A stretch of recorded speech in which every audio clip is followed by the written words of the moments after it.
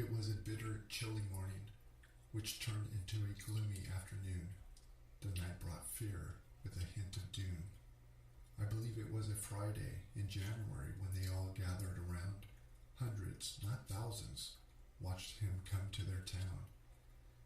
He said, "I have come for the people, well, those who I know, and for those who fear me, you should, as your fear will grow. You see, when you open the door not knowing who is knocking, you can't blame me, as your ignorance is shocking. To listen with your ears allows you to hear what I say, but your deafness in your brain will haunt you each and every day. These are my people, the wise will follow, and for the foolish who betray me will unearth the echoing of sorrow. Now bow down to my greatness, for the majority of you chose me, while ignoring the question of corruption that was and continues to be." He ridiculed those who opposed him and applauded those who worshipped his existence. He wanted all to acknowledge his triumph or feel the pain from his dementia. His people heard what they wanted and ignored what is real. They preached of his greatness as others watched them chase their tail. He said, "Let's focus on me, never mind you, for I care more about my enemies and my anger, which stands above you. Come October 31st, I will put on my red hat. I will fly on my reindeer, plunge down your chimney, and steal all your beer." Someone in the crowd shouted, "You're a confused dumbass. That's Christmas, not Halloween." He responded, "Okay, so my weenie is hollow except when I pee." Wait, what? I'm not sure what he meant, but he said it with glee. He said, "I will salute the court while we all drink your beer, and then they will rule in my favor so I can cause chaos for years." He turned back to the crowd and yelled, "I am the most powerful man of the lands," and he waved goodbye with his tiny little hands. So he went to his house, white it used to be, now shadowed in darkness, causing many to flee. The house used to be where laws protecting the people were made. Now those laws are ignored and are beginning to fade. He wants a sign on the house to call it forever his own, a gold label to convince all he did it alone. Did I mention he said his weenie is hollow and extremely small? I could care less about his weenie, but it is said that those who suffer from miniaturation of certain body parts compensate by having big heads, and studies have also shown that smaller sized brains have increased capabilities and better function. The hell with that, right? He began making phone calls, talking to those who murder or famish their own. He called them his friends. They are great people and so sweet, trying to convince all with his 3 a.m. tweet.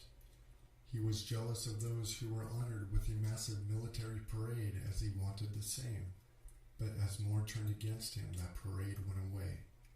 So back to the house he went with a despicable frown, upset with the people who were perturbed when he took over their town. So again he picked up the phone and dialed the others who had won, but he was confused when the operator said, 911, what's your emergency? "It's an emergency," he cried. "My house is a mess. I will destroy all those who reported the truth of my family crest. I will call on the turtle and the foxes to fix, for this is my only option, I guess. All of this is fake, so untrue, they're all lies, much like when he raised his right tiny hand and took an oath. It was a big disguise. I will cage all the young who knock on my door and kick out the old," he roared, "together no more. I will destroy all the women, the black and the gays." Little did he know they weren't going away. With their voices they protested and called out his name to proclaim the shame of his dysfunctional brain. In his towers of horror in that big dark house lives this grump, and I asked him to point me to the lavatory as I need to take a dump. The moral of the story is that we need to fight for our rights, focus on the left, and keep the right out of sight. All lives matters, the plants, the fish, and yes, all of you. Undeniably, every minority in this country, as well as the women who shout out, "Me too." Women are the one ones who bring life to this earth. Respect them we must, as men can't give birth. Be reminded they are your mothers, your sisters, and your daughters who inherently give their love to you. So be a man, take a stance, and say, I love you too.